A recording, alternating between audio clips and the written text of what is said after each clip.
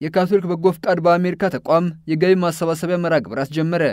ከጥቅምት 22 ቀን 2018 ጀምሮ የአሜሪካ መንግስት በሚሊዮኖች የሚቆጠሩ ዜጎችን የምግብ ድጋፍ የሚያቋርጥ መሆኑን ተከትሎ የካቶሊክ በጎ ፍቃድ ተቋም የገቢ ማሰባሰቢያ መርሃ ግብር አስጀመረ።